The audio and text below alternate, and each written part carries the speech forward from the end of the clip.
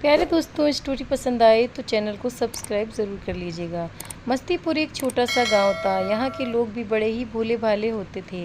गांव में नया नया इंटर कॉलेज खुला था और शहर से गांव में एक हेडमास्टर को भेजा गया था। वरुण शहर में पला बड़ा एक होनहार व्यक्ति था और उसी को ही मस्तीपुर के इंटर कॉलेज का हेडमास्टर बनाया गया था। वरुण तो आज हमारे स्कूल का पहला दिन है। स्कूल के बाहर सारे गाँव वाले बच्चे जमा थे। गाँव का मुखिया सोहन भी काफ़ी खुश था, मगर सोहन की बीवी सुमन बिल्कुल खुश नहीं थी। हमारे हेड मास्टर वरुण जी का मस्तीपुर में स्वागत है। वरुण, अब हमारे मस्तीपुर के बच्चे भी यहाँ से पढ़ लिख कर आगे बढ़िया कॉलेज में एडमिशन लेंगे, इसकी मैं गारंटी देता हूँ। सुमन ने फुसफुसाते हुए सोहन से कहा। सुमन, आया बड़ा हेड मास्टर, हम भी तो उतने ही पढ़े लिखे हैं, हमें तो कहीं किसी ने नहीं बनाया हेड मास्टर। वरुण स्कूल के अंदर जाने ही वाला था, अचानक ही स्कूल की बिल्डिंग गिरी गई। तभी सभी लोग डर गए। वरुण, ये कैसे हुआ? सोहन, पता नहीं कैसे, हम तो बिल्कुल अच्छा सीमेंट लगवाए थे। फिर कैसे हुआ? बिरजू, पता नहीं भैया, ये तो समझ के बाहर है। तभी पास से एक बुढ़िया हंसते हुए गुजर रही थी। बुढ़िया हंसते हुए, उसको जगा दिया तुमने। वरुण, अरे ये क्या कह रही है? सोहन, कुछ नहीं सर, ये बुढ़िया तो पागल है। चलिए हम ये स्कूल दोबारा बनवाते हैं, बस 1 महीने में करवा देंगे हम, तब तक आप हमारे घर पे रह सकते हैं।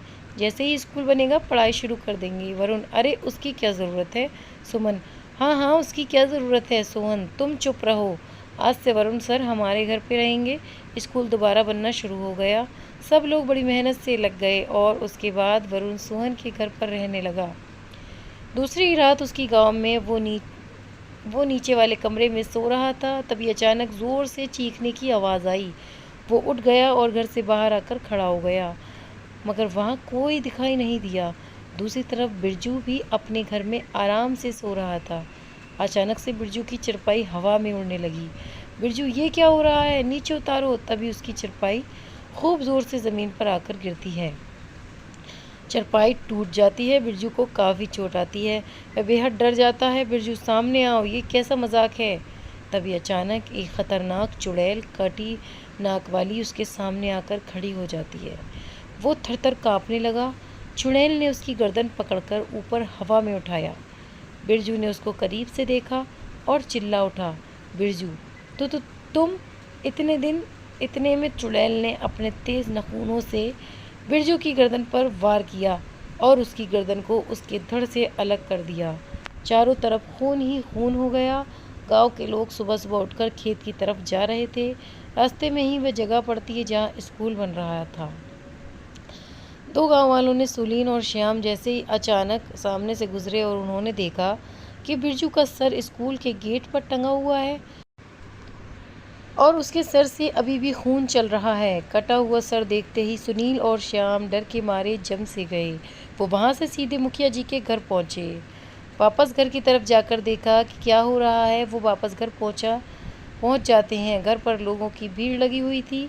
वो देखता है सुभाष मरा पड़ा है और उसका सिर्फ खून से सना पड़ा है, धड़ वहाँ पड़ा हुआ है, मगर उसका सर वहाँ नहीं है। तभी सुनील भागता हुआ आता है। सुनील, मास्टर जी, मुखिया जी का सर कटा हुआ सिर स्कूल पे टंगा हुआ है। वरुण, तुमने किसी को आते जाते हुए देखा? सोहन, नहीं मास्टर जी। इतने में सुमन भी वहाँ आ जाती है। सुमन, ये क्या हुआ? किसने किया ये सब? वरुण, मुझे तो लगता है इसमें तुम्हारी कोई चाल है। मैंने कल रात को किसी की चीख सुनी थी और जब मैं चीख सुनकर बाहर आया तो सुमन भी भाग रही थी। मैंने खुद देखा है इसको भागते हुए।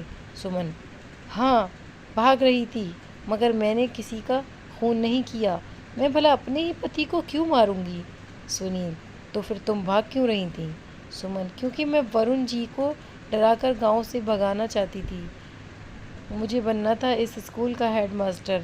वो चीख भी मेरी ही थी, मगर मैंने किसी को नहीं मारा।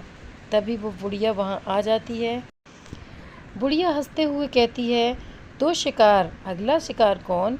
वरुण, ये क्या कह रही हो अम्मा तुम? कैसा शिकार? सुमन, 1 मिनट, मुझे लगता है कि इन दोनों हत्याओं का स्कूल से पक्का कुछ नाता है। बिरजू स्कूल बनवाने में सबसे आगे खड़ा था, वो अब नहीं रहा। मेरे पति ने वरुण जी को शहर से यहाँ बुलाया, वो भी अब नहीं रहे।